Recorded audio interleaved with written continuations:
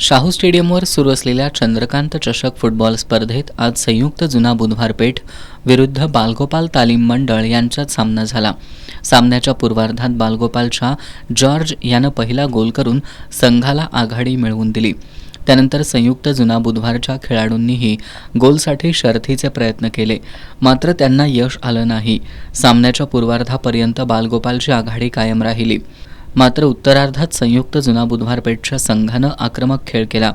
त्यांच्या TM विष्णू, सनवीर सिंग यांनी गोल केले, तर बालगोपालकडून सागर पोवार यानं गोल केल्यानं सामना 2-2 असा बरोबरीत राहिला. सामना वेळेपर्यंत ही बरोबरी कायम राहिल्यानं पंचांनी निर्णयासाठी टायब्रेकरचा अवलंब केला.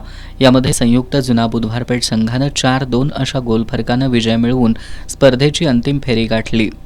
या सामन्यात गैरवर्तन केल्यानं जुना बुधवारच्या पृथ्वीराज निकम याला पंचांनी रेड कार्ड दाखवलं, तर सनवीर सिंग, संकेत जरग आणि बालगोपालच्या प्रथमेश जाधव यांना येलो कार्ड दाखवण्यात आलं.